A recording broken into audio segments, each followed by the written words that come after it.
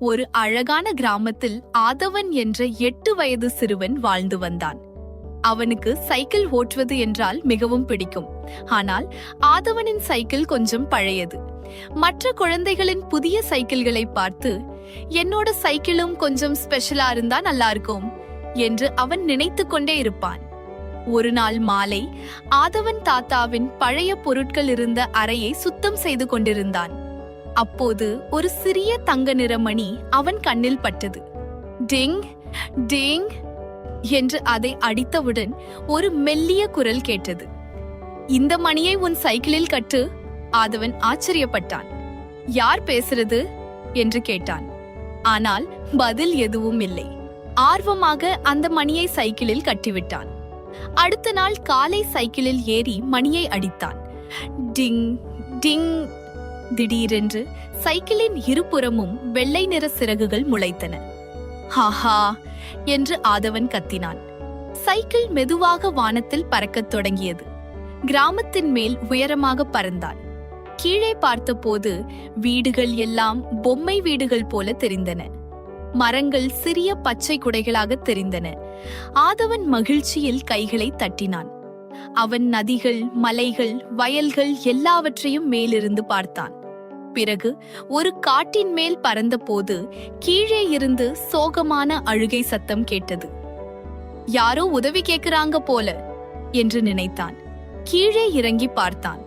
ஒரு குட்டி யானை பள்ளத்தில் சிக்கிக் கொண்டு அழுது கொண்டிருந்தது. பயப்படாதே, நான் உதவுறேன் என்றான் ஆதவன். ஆனால் அவனால் தனியாக யானையை இழுக்க முடியவில்லை. உடனே அவனுக்கு ஒரு யோசனை வந்தது. பறக்கும் சைக்கிளின் கயிற்றை யானைக்கு கட்டினான். பிறகு மெதுவாக மேலே பறந்தான். சிறிது நேரத்தில் குட்டி யானை பாதுகாப்பாக வெளியே வந்தது. தும்பிக்கையால் பீப் என்று சத்தம் போட்டு யானை நன்றி சொன்னது.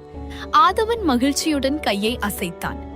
திரும்பி வீட்டுக்கு செல்லும் போது வானத்தில் ஓர் அழகான வானவில் தோன்றியது. அதன் வழியாக சைக்கிள் பறந்தது. வானவில்லின் மறுபுறம் மேகங்களாலான ஒரு ரகசிய நகரம் இருந்தது. அங்கே மேக முயல்கள், மேக பறவைகள், மேக கோட்டைகள் எல்லாம் இருந்தன. அவர்கள் ஆதவனை வரவேற்றனர். நல்ல மனசு கொண்ட குழந்தைகளுக்குத்தான் இந்த நகரம் தெரியும் என்றனர். ஆதவன் அங்கே சிறிது நேரம் விளையாடினான். மாலை சூரியன் மறையத் தொடங்கியதும் அவர்கள் ஒரு சிறிய நட்சத்திர வடிவ பதக்கத்தை பரிசாக கொடுத்தனர். இது உன் நல்ல மனசுக்கான பரிசு என்றனர். ஆதவன் மகிழ்ச்சியுடன் வீட்டுக்கு திரும்பினான். வீட்டுக்கு வந்ததும் சைக்கிளின் சிறகுகள் மறைந்துவிட்டன. ஆனால் ஹேண்டிலில் அந்த நட்சத்திர பதக்கம் இன்னும் பிரகாசித்துக் கொண்டே இருந்தது. அதை பார்த்து ஆதவன் சிரித்தான். அன்று முதல் அவன் தினமும் சைக்கிளில் சாகச பயணம் செய்தான். யாருக்காவது உதவி தேவைப்பட்டால் அவனுடைய பறக்கும் சைக்கிள் உடனே வானத்தில் பறந்து சென்று உதவி செய்தது. நல்ல மனமும் பிறருக்கு உதவும் குணமும் இருந்தால் வாழ்க்கை அற்புதமான சாகசங்களாலும் மகிழ்ச்சிகளாலும் நிரம்பும். இந்த கதை பிடிச்சா லைக் பண்ணி சப்ஸ்கிரைப் பண்ணுங்க.